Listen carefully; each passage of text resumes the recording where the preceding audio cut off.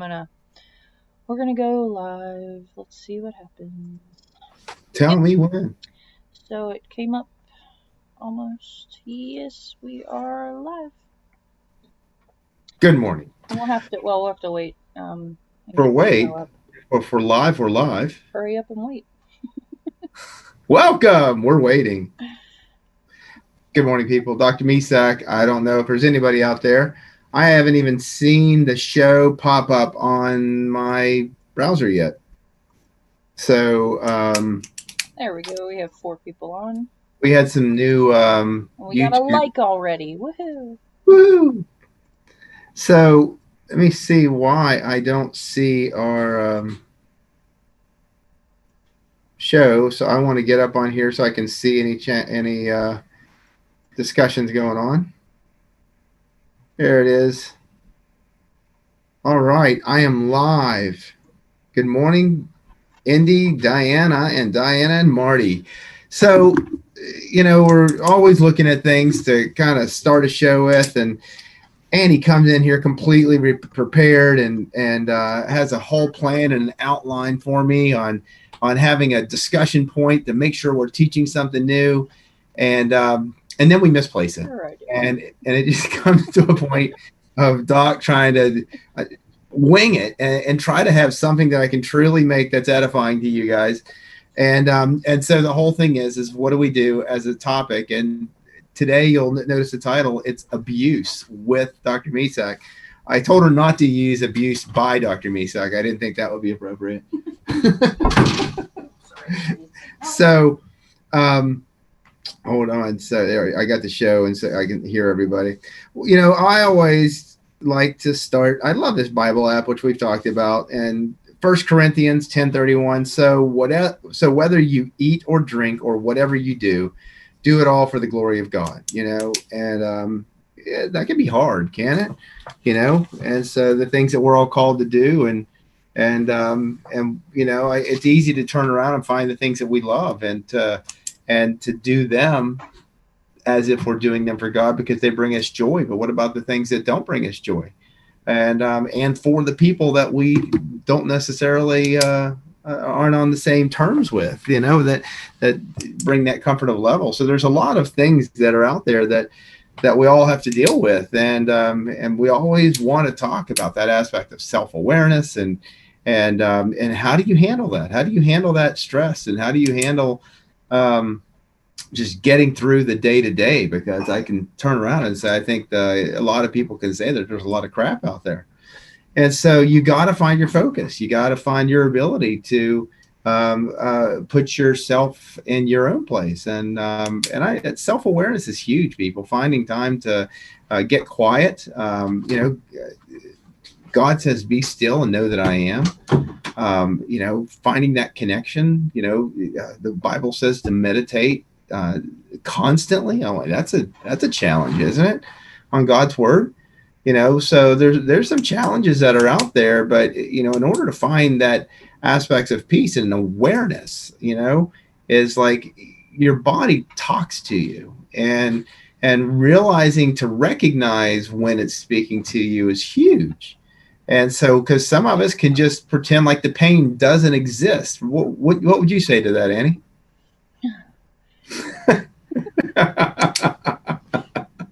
I told her I promise. I told her I was going to put her on the spot today. But there's aspects of where we just kind of go through and forget what our body's trying to tell us.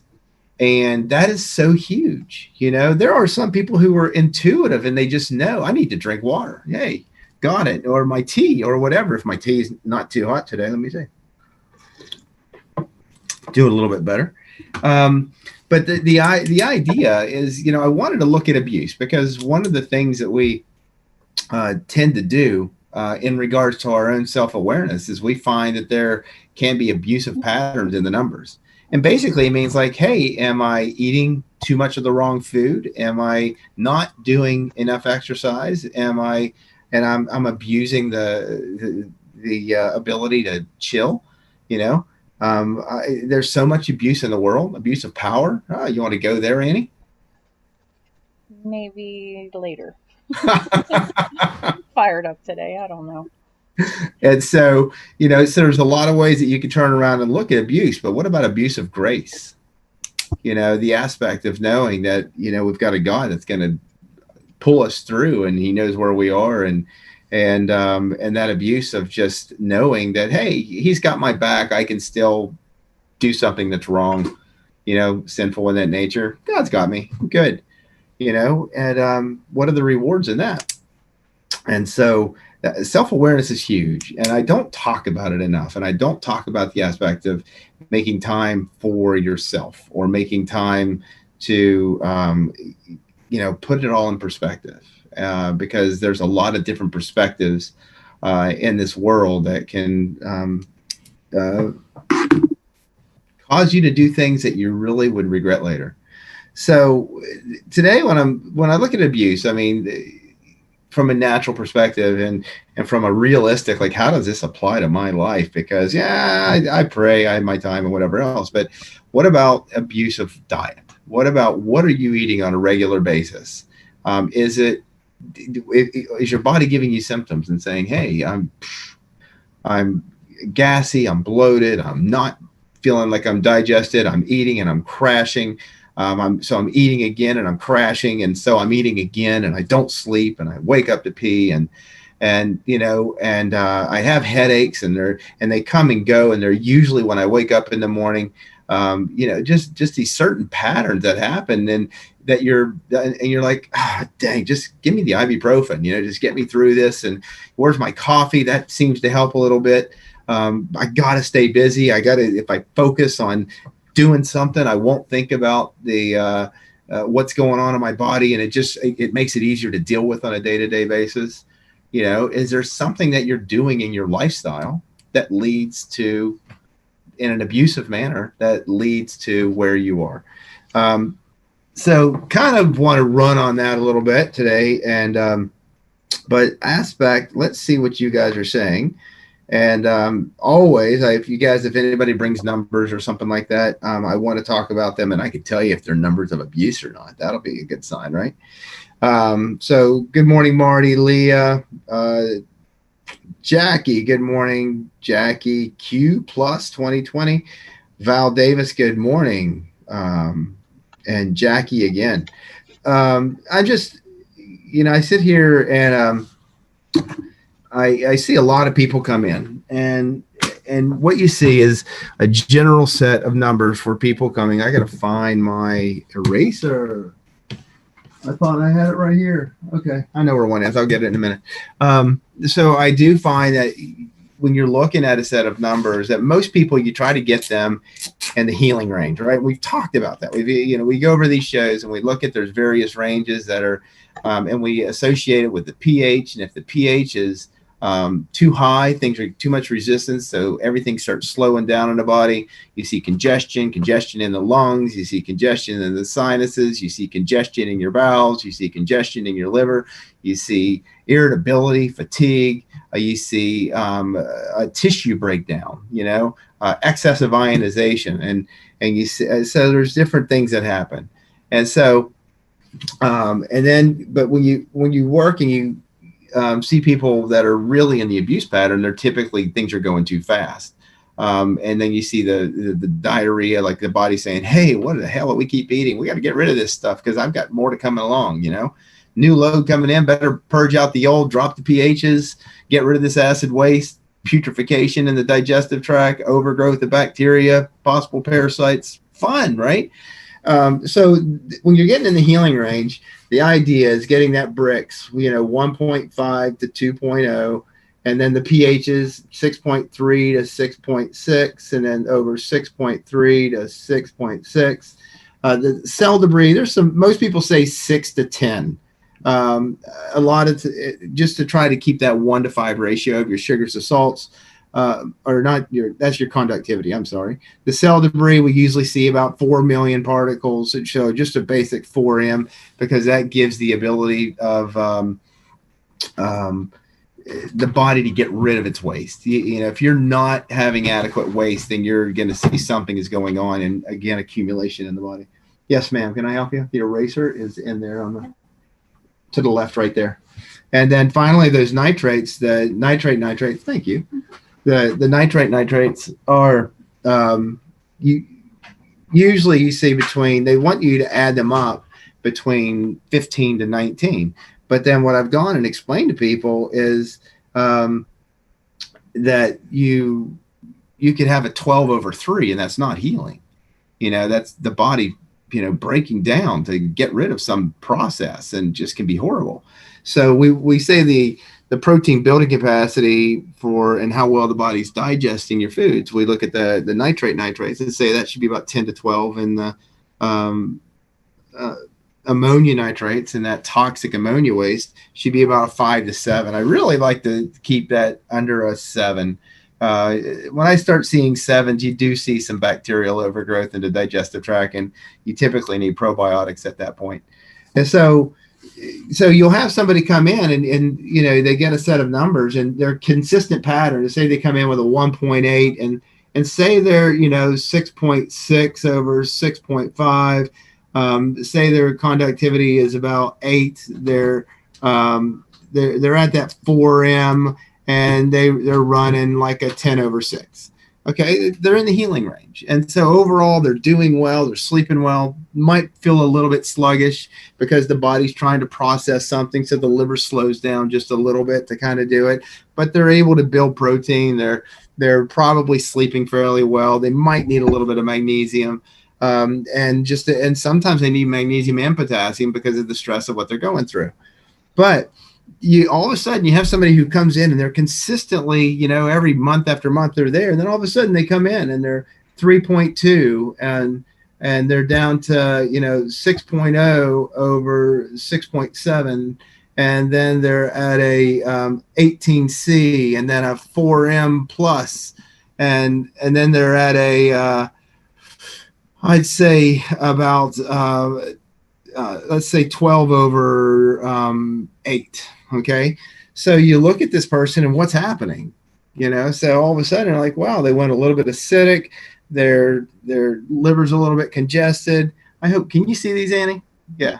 Yes. Sir. Okay. And so their conductivity's up. So their nerves are getting a little bit irritated. Their smooth muscles a little bit irritated. They're a little irritated and nervousness.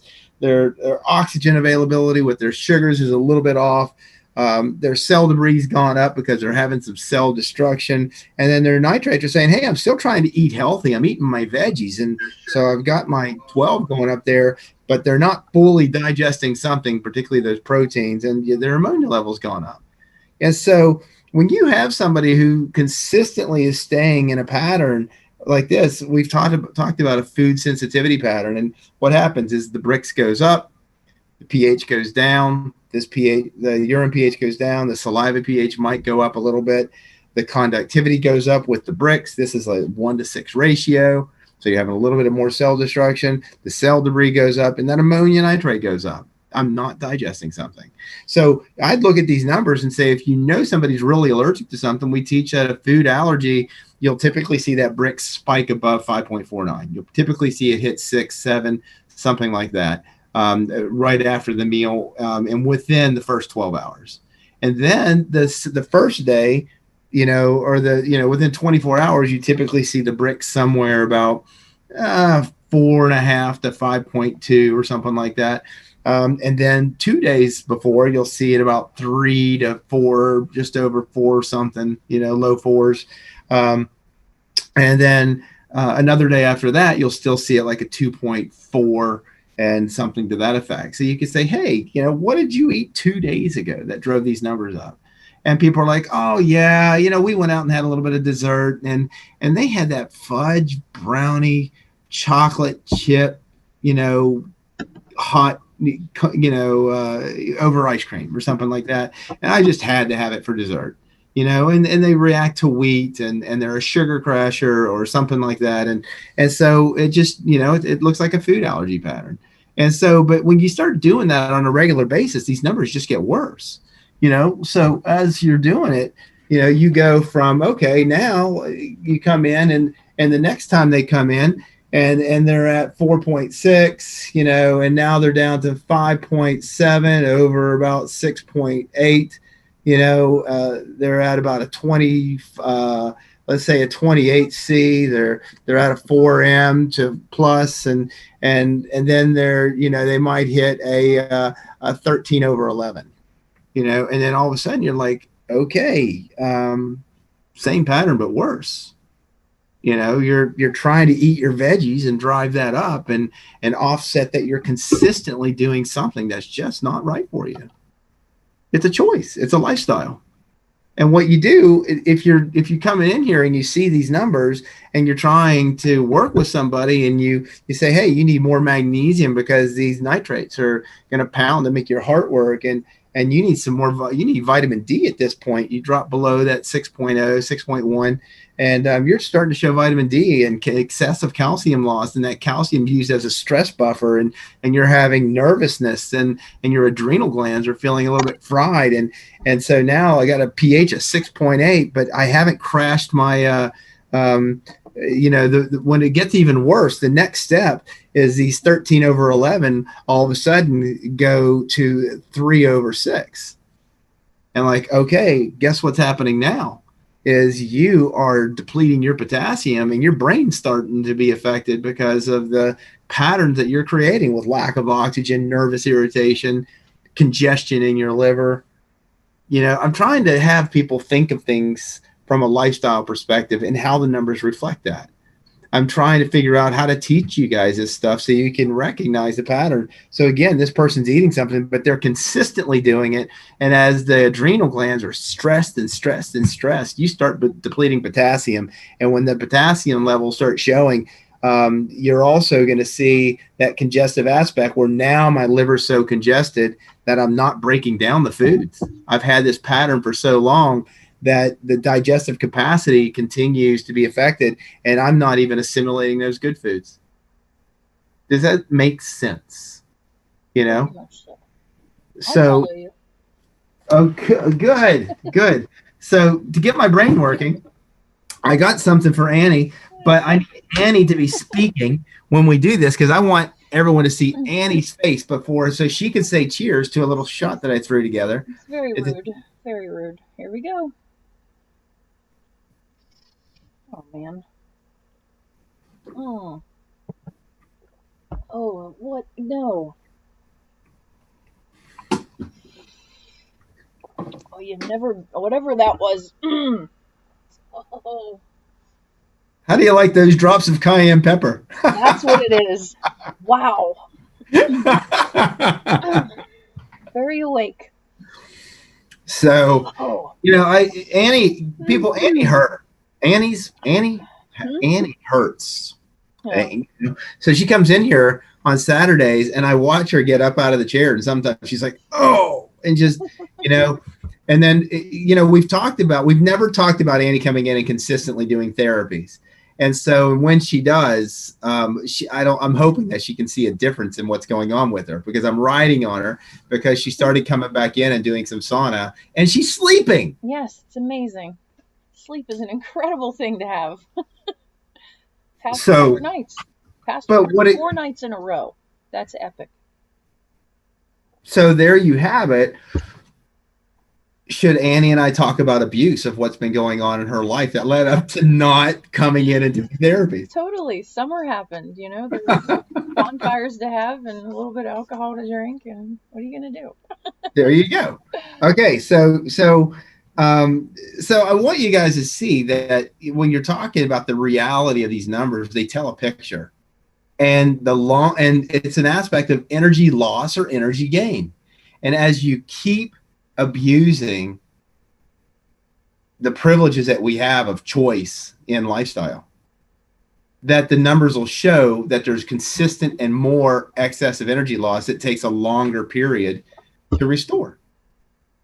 And so when I have people come in here and you'll have people who think that they're doing fairly healthy and they are. Their energy efficiency is probably 75% or something, and they're not too bad, but they've got some deficiencies and you start dealing with them and they're like, oh my God, I didn't know I could have this much energy.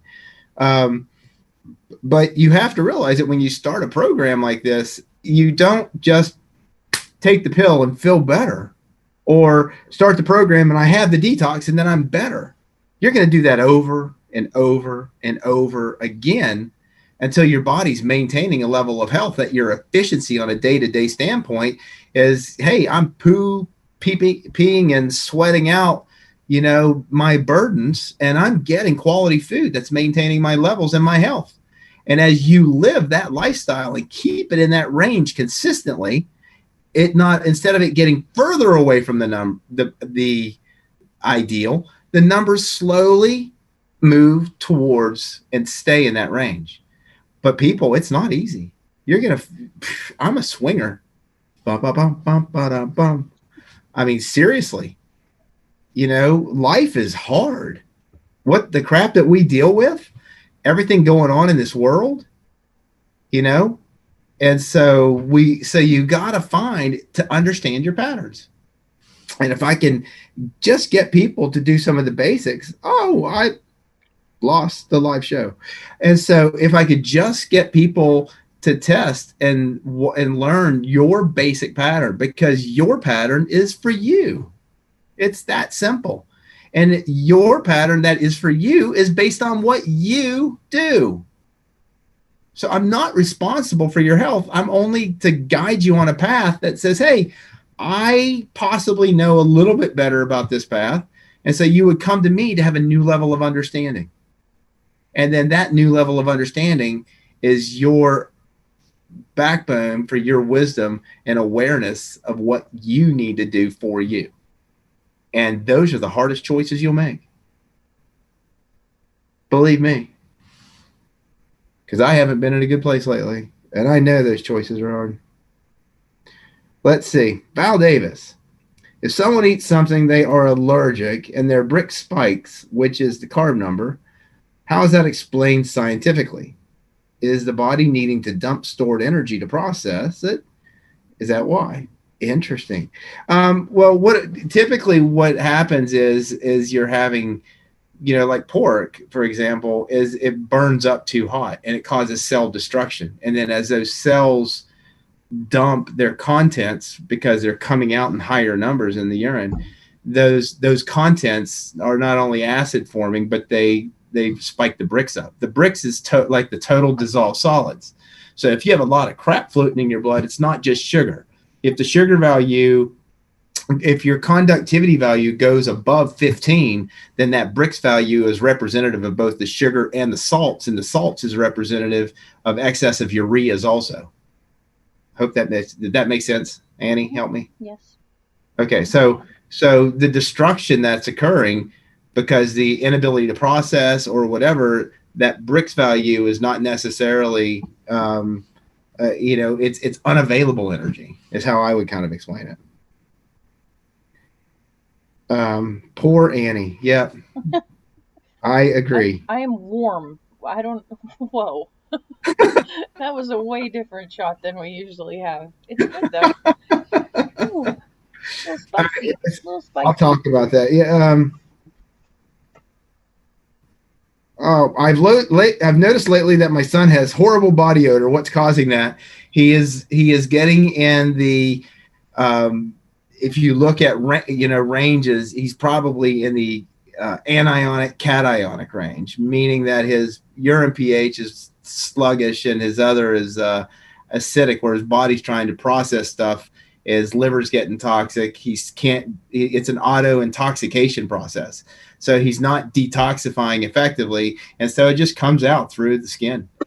The body heals from the inside out. So when you detox, you stink, So all of us have a general level of stink when we are, sweating and things like that based upon whatever load we have in our body. But what's happening is your son is not detoxifying. He's not drinking the water that he should. So even, I turn around, being a naturopath versus just being an RBTI practitioner is a little different, because in RBTI, you only learn a handful of herbs, that kind of Reams found did specific things, like to get rid of extra cells when your body's not dumping cells appropriately. He'd use golden seal, and but golden seal is highly acid forming. So people who are, have that really acid pH, Golden seal is not a good choice. Golden seal is typically used on an herbal standpoint for, immune boosting and antimicrobial aspect. It's historically mixed with echinacea. And you'll see it used in that. There are berberines in there, which are strongly antimicrobial. And so, but Reams didn't look at those aspects. He looked at it what it did to the chemistry is that it improved your ability to get rid of bad cells. So when you have that cancer patient who is falling into, an A-B range, if you once you get them out of that D-E range and you start getting them into a healing range, you'll see the cell debris, go up for a while, and it'll be 1, 2. I've seen it 3 or 4 plus, but that's when they're really dumping, and it's really disgusting, actually. But that's like a healing phase that the body will go through initially when you're detoxing. And but body odor is just it's your body getting rid of its stink. It's things that it can't process, and the body heals from the inside out. So those are some of the ways that we kind of will see that. So let's see what else we see here. Susan, I've noticed. Oh, yeah, that's the same one. Leah, when is it best to drink lemon juice? Before, during, or after the meal? Should I take meds and supplements to be taken with food with the lemon juice? Does it make a difference? Hell yeah, it does. Yeah. Lemon, lemon you mix at a fresh squeezed lemon, 1 ounce to 9 ounce ratio. For some reason, Ream suggested that is the right dilution that is for the correct pH of what that juice is most near concentrated, what the bile should be like from a pH standpoint at that 1 to 9 ratio.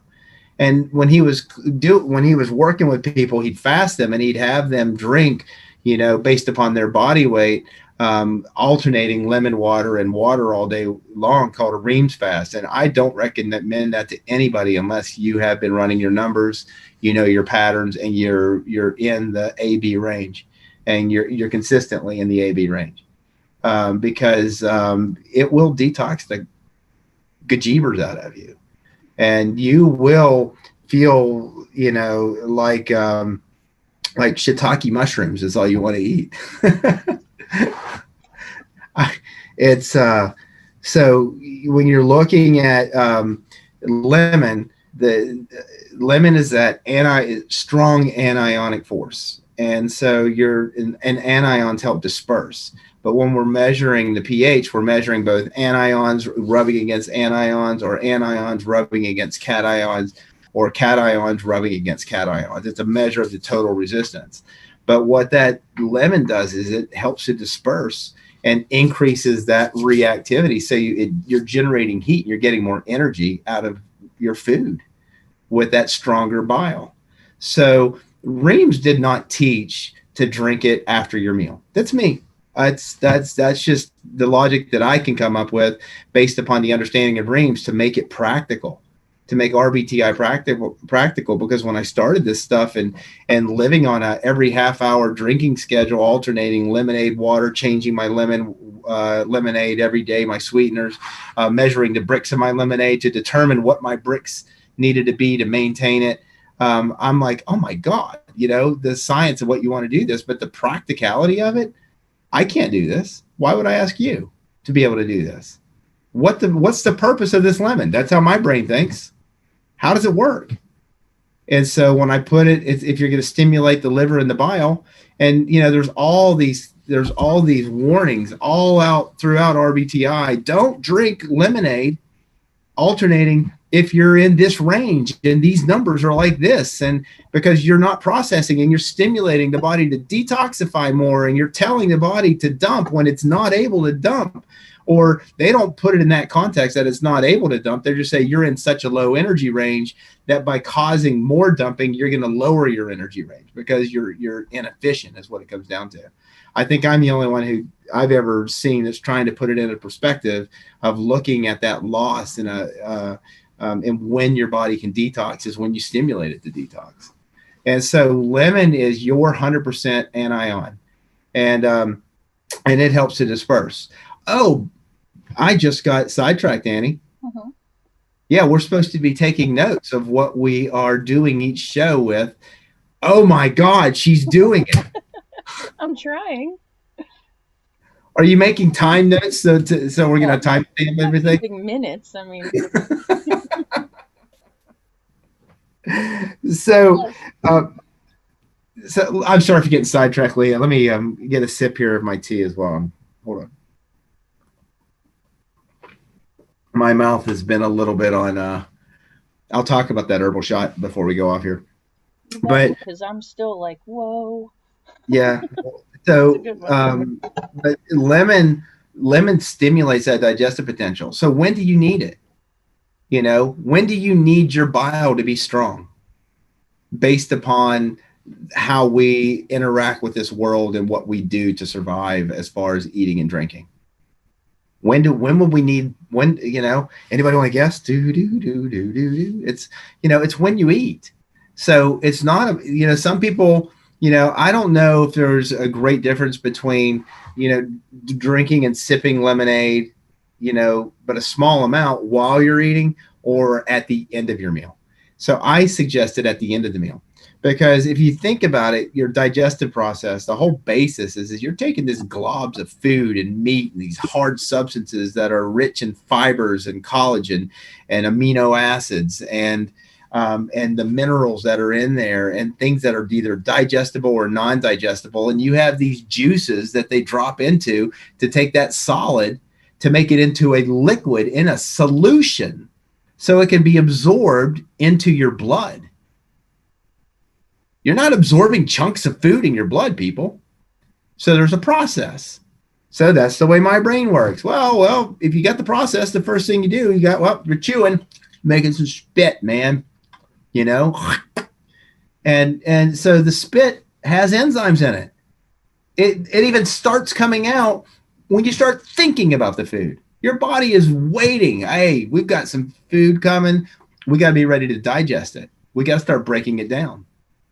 So, and then your acids in your stomach, which are hydrochloric acid, which in Reams actually explained as a strong anionic substance, and that lemon is actually like the hydrochloric acid, and that you're actually breaking things down with a bombardment of anions to disperse it. Okay. But how do you dilute it? How do you dilute concentrations of enzymes? How do you dilute concentrations of acids? Annie? Lemon? Yeah, no, see, I caught her not listening. I'm sorry. Is water, people. Because, you know, we dilute acids with water. And so what's the basis of any drink that you have with your meal? You know, there's water there. You know, all the way through it, there's water. Water is going to dilute things. And so there's very few things that stimulate digestion. You know, there are herbal bitters and actually a little bit of, you know, Reams used to give a thing called Zest Tonic for people who were sugar crashers, which is a little bit of alcohol, a little bit, it was based on gin, and give you a teaspoon. If you got a headache, you know, then you need to decrease it. But that's for people who aren't able to get their sugars up. That alcohol would stimulate the heat generation that was needed because everything is heat and electricity. And as things break apart, there's an electrical release as those cells. So, but when I start talking about the ionization potentials of RBTI, it's like, dude, this is college stuff. Why do I want to learn this? How do we make this practical and live it? It's, you know, the best person to learn that aspect of the theory and the electrical and chemical natures of what's happening, which I've seen is Michael Olsta's put it together beautifully. The practicality of that, you know, teach to try to bring understanding, to try to give a new level of awareness. So if you're taking that lemon at the end of your meal, 1-to-9 ratio, 1 ounce to 9, how much do you drink? Well, Reams showed that you could only absorb efficiently 4 ounces of water at a time. So he would have people only drink 4 ounces at a time, or he said that he talked about how the body couldn't utilize it appropriately. And if you think about it, whenever you drink a lot of water and if it's getting readily absorbed, because there was this guy who had his stomach blown off in the Civil War, and they left. He was saved, but there was a hole left where they could go in and look at what was going on in his stomach, and he gave his body to science, and so they stuck little not microscopes, but probably more like a telescope or something in, to look at his digestion. They'd have him eat or drink, and they're like, wow, water gets readily absorbed. Wow, the stomach does these crazy motions to churn and mix things up. And so, but during that process, they noticed that water was readily absorbed. And so, but if you absorb too much water, it gets into what? Your blood. And what does your blood do? It's a closed vascular system. So if you have pipes and all of a sudden you try to put more water in that space, and the elasticity of those pipes only goes so far, what happens? Pressures go up. And as pressures go up, what? My kidneys say, hey, pressure's too high. So my kidneys get going and stimulate hormones to make you pee it off. But if you only drink small amounts of water all day long, 3-4 ounces, you're not you're not affecting those pressure receptors. And you will use that water as a medium of exchange to dilute and add solubility to what's going on at the concentrations of waste versus goodness that's in your blood. I don't know what level people want to learn this on, but I try to make you think of what's happening in the body. So with the lemon, I tell people after the meals, by all means, because you're going to disperse, you're going to stimulate, you're going to strengthen what's already there. You're trying to, digest this food so you can break it apart, release heat and electricity, and give you more of what you need in order for your cells to be charged and do what they need to do. That's RBTI on a quantum level, if that's the way to teach it. So then what about your supplements? Well, why did Reams always say take your minerals with your meals and take your vitamins in between meals? Because minerals are harder to break down and they irritate the digestive tract. Go take 50 milligrams of zinc on an empty stomach and watch what happens. Okay, so when you are taking those minerals with the meals, you're in there with those digestive juices, with those things that are needed to ionize it, to help it to get transported and absorbed into the bloodstream, broken down and be where it needs to be. And so that lemon at the end of your meals with your supplements, that's exactly how I recommend it. So that was a very long discussion on a very short question. And I hope that makes sense. Let me see what is going on. Why do I just keep getting kicked out of my own show? Wow, that's interesting. All right.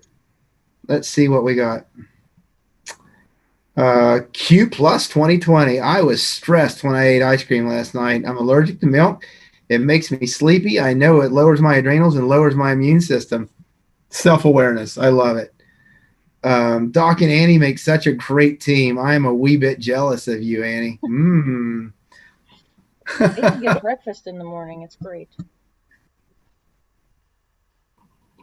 Let's see. Much love. Thank you, Prophet Bear.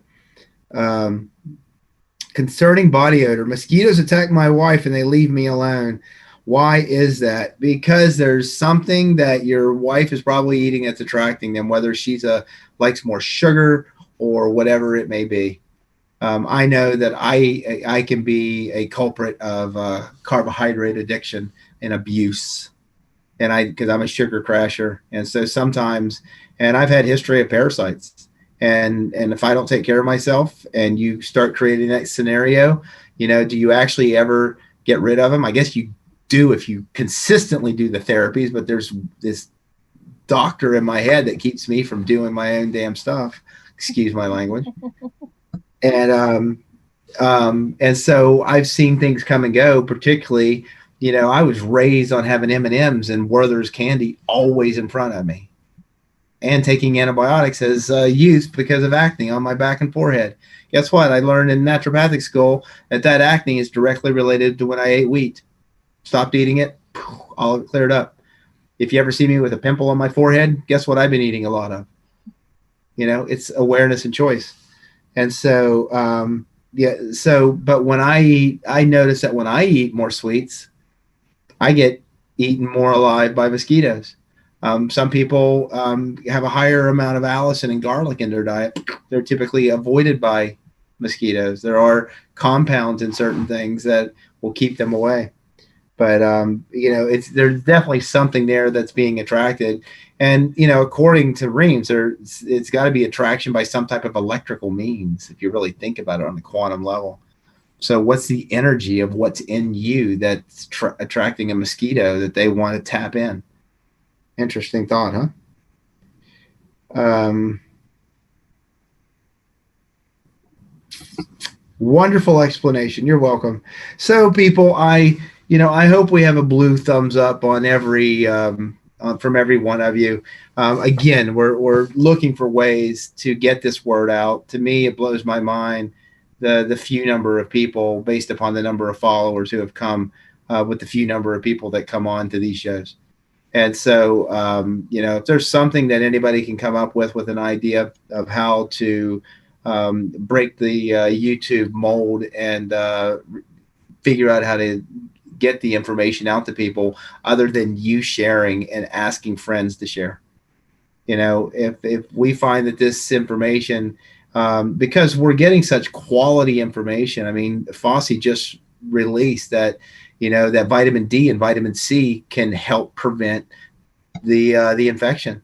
That's great. We have solid evidence now where our government can finally agree to let people know that, although that was found in the first 3 weeks of and reported by the Chinese and Italian governments. But you're now getting it months later. 9 months later. Shame on them. So, abuse of power. I think that if anybody wants to know the science behind virus and what's going on, you should go listen to Shiva. What's his first name? I don't know. He's Dr. Shiva. He just ran for Senate in Massachusetts, and they screwed his election up. I think that he should have won, and he didn't because of tampering and all that kind of stuff. He's screaming on social media don't platforms. Make such suggestions on my show. Yeah, right. We're not getting political here. Yeah, we're not talking about no abuse of power or anything. I'm just telling people where you should, if you want to learn more. Dr. Shiva is amazing. Stephen Brunner is another. He put out a thing with the American what's the guild or the herbal guild or something that he's a member of on how an approach to COVID, and he was identifying where the patterns biochemically in the body, how the virus affects ACE receptors, and ACE receptors are found in fat cells, and that's why the obese people and diabetics and people of poor lifestyle are more susceptible to the virus of concern. And so, it's the science is out there, and the best person for the science, I just told you too, but Dr. Shiva really lays it out there on how a lifestyle and a true nutritional approach can help protect and prevent and treat. But this, and he's at least a medical doctor that can say that it does treat what's going on with people. Q plus 2020. I did the oat organic acid. Only one mold toxin showed up, and it was high aspergillus. Yep. Nephrotoxic and can cause cancer. Yeah, I mean, aspergillus is very common when you're looking at organic acid testing. There are markers there. If you do mycotoxins, you can see that there can be ochratoxin A. Aspergillus ochratoxin can be also found in our foods, particularly our grains and our coffee, and so you can find high amounts of that ochratoxin, and it is nephrotoxic. It affects the kidneys, it affects the brain, it affects our immune systems. Those of you who want to be more susceptible to viruses, eat more grains, particularly wheat. Eat all the wheat you want, and you become part of the population that's more susceptible to getting sick. So it's lifestyle, and the science does show that there are these connections. So, um, Jackie, can someone switch to distilled water and start taking CMC or Mincall without somebody checking their numbers? Yeah, by all means, definitely. Distilled water, bottom line, is going. I'm working on a PowerPoint. I mean, hard waters kind of, with all the extra minerals and the things that are in there. There are people who go and have healing responses to certain hard waters because there's a mineral that's drastically reduced in the body, and like some of them are magnesium rich and stimulate detox reactions and dilation and cleansing, and some of them are silica rich and sulfur rich that stimulate the sulfation and detox pathways, and but overall that distilled water goes in and acts as that medium. Distilled water has a pH of 6.4. Wow, it's exactly where we're supposed to be. And then it has no electrical nature, so it adapts to yours to be a diluent, a solvent for your cells to cleanse. And so the problem is not that it's going to get rid of your minerals, but the problem is that the diets that we consume are lacking the minerals to maintain where we need. And so by using distilled water, hell yeah, you're going to flush out minerals out of the body that are inorganic and are not being used electrochemically. But the problem is that we're supposed to get them from our foods, and we don't.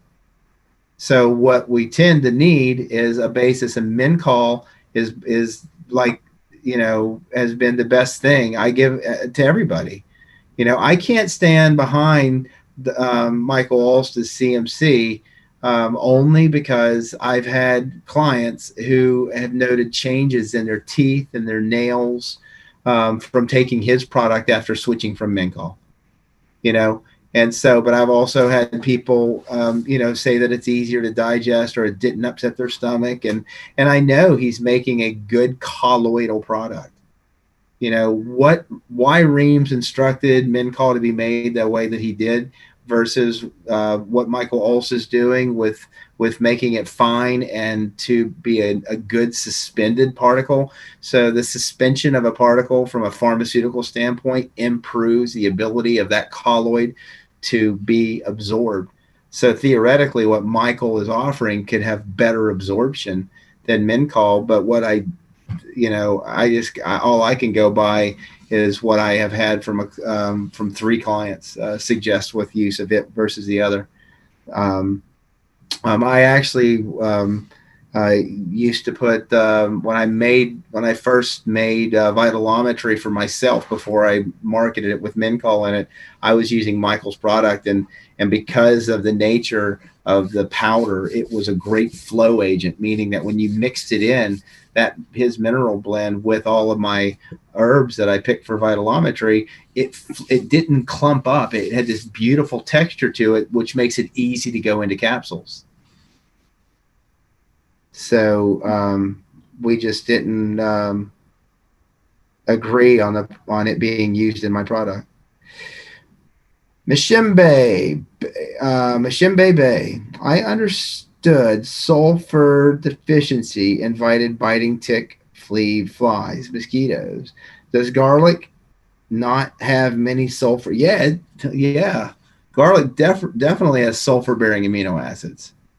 Sulfur is cleansing to the skin. So yeah, if it's sulfur, I haven't looked into that. So I don't know specifically if it's the sulfur.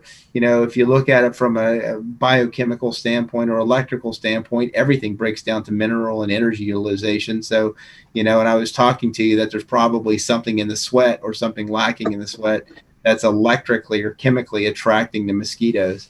So it might be lack of sulfur. I don't know. When I did faucet water to the alum tox, it comes up 2.2. Do you use faucet water or I use filtered water? What Jackie's asking. I hope I answered that with regards to distilled water.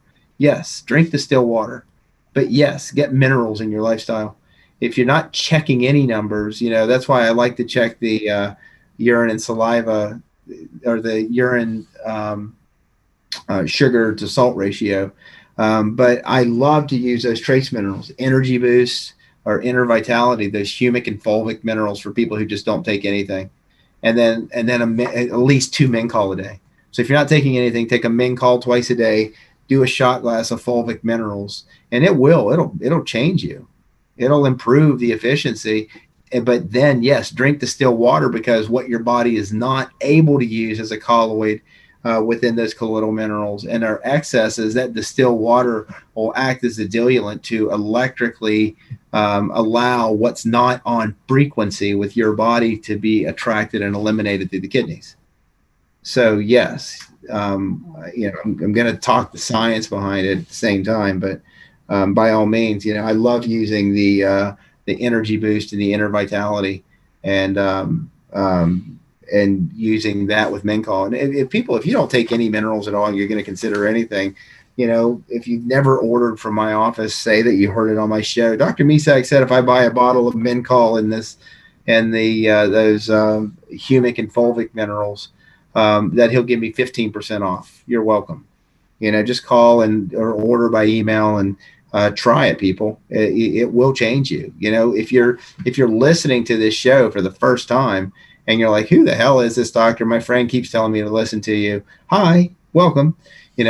But at the same time, I'm trying to help to understand on a quantum level how what you eat directly makes up what you are and the efficiency of what your body's able to do.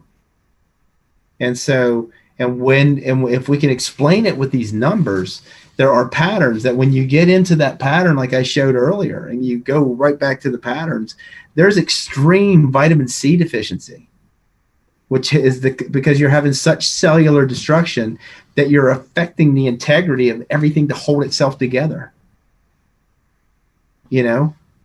What level do you want to think about this on? What do I eat and drink based upon a number?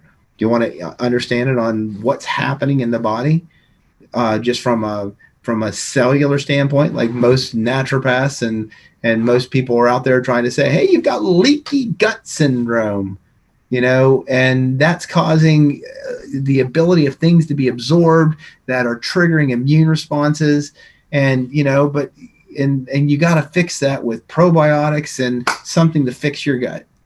And so what if it's not taking something to fix your gut? What if it's stop eating something that's destroying your gut?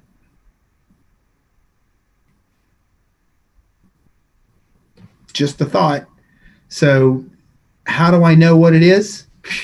You look at these numbers. Or get tested. I've done shows on electrodermal testing, EAV testing.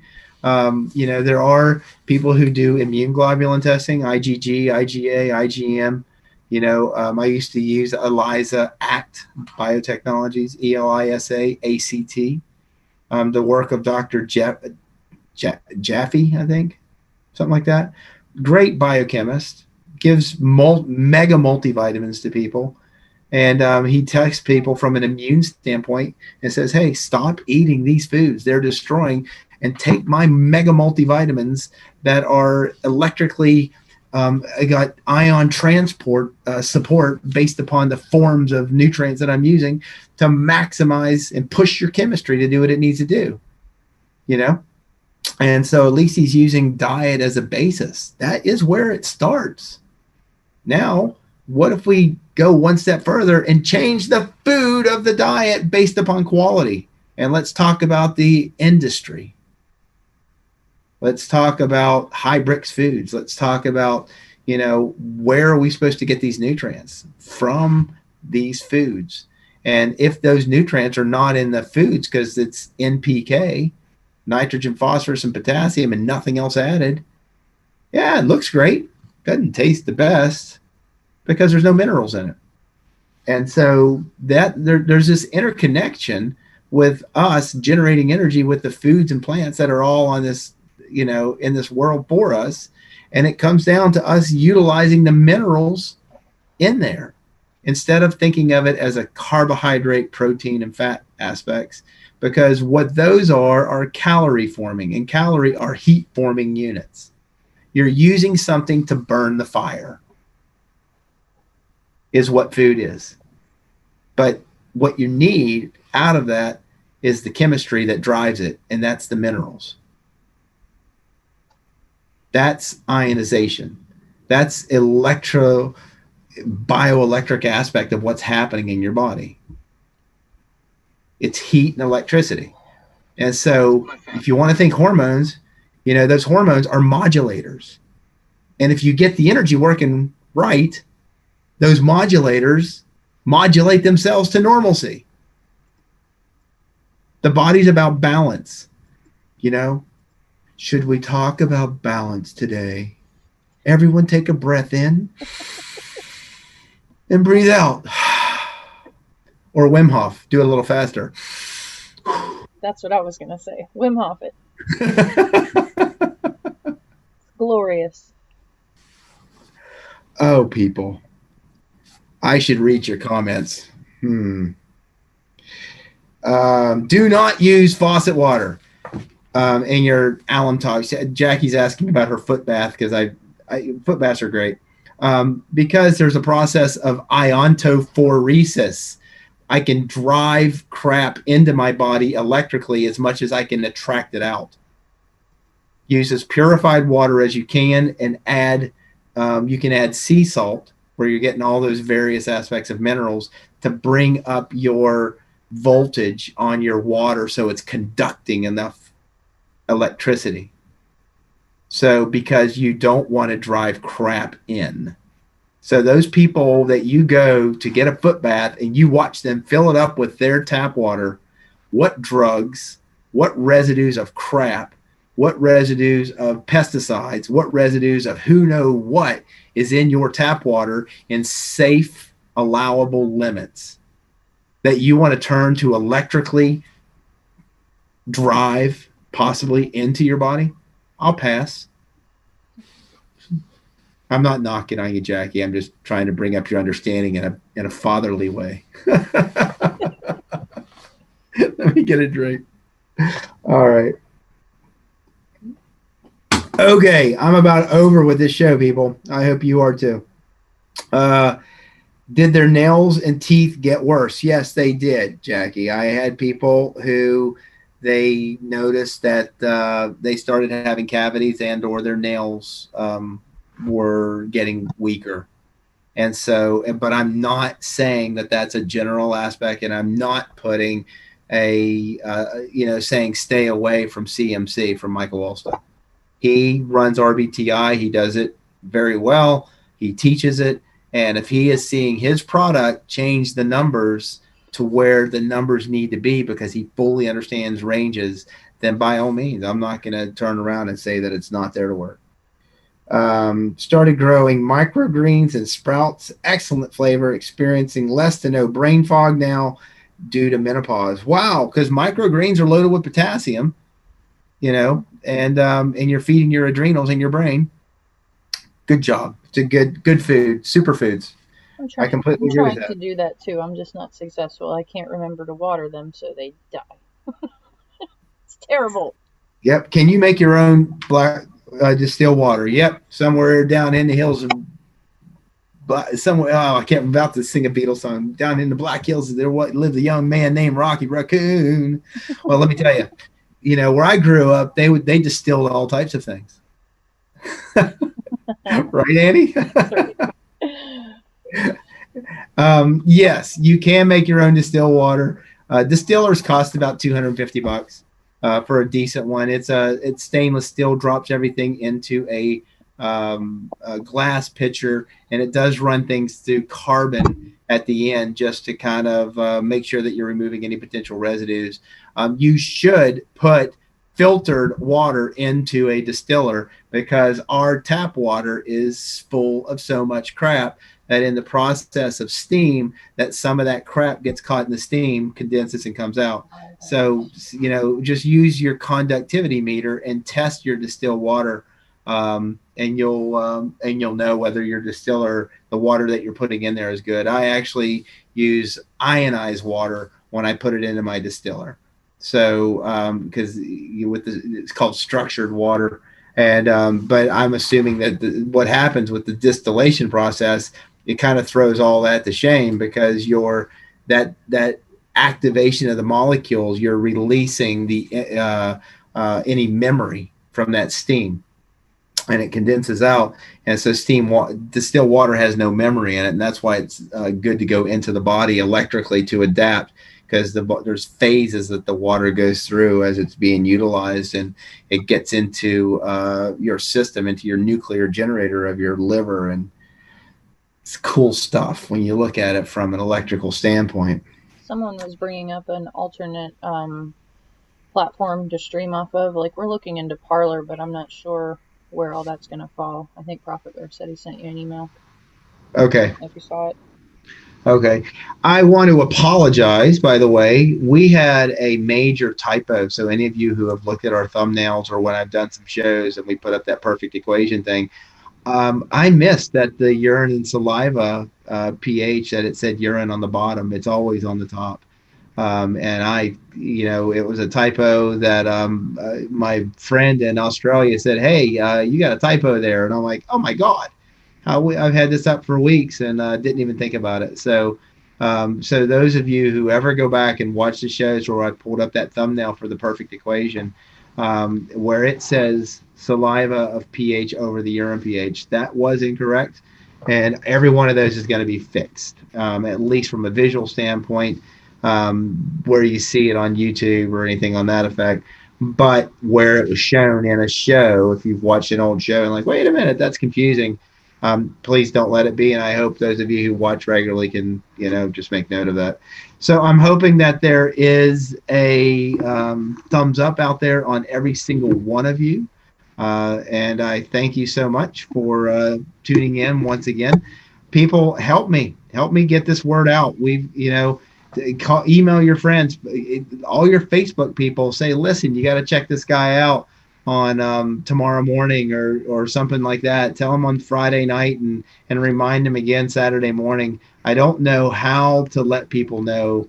If you think that this is valuable information and that I'm not pulling your change, I'm not, I did offer you 15% off to sell a product to you today, but I want you to have the opportunity to be healthy. I think that's what it's all about. We have so much crap going on. Abuse of, and when we were talking about abuse, whether it be abuse of power or abuse of self, you know, the one way that you can get through it is through understanding the basics of what I'm trying to help you understand, self-awareness and how lifestyle is your key. And you can be healthy. All this stuff behind me and shooting down shots, and it's fun, And herbs, I didn't get to talk about it. I put some turmeric and some holy basil and some ashwagandha and some Don't forget the cayenne.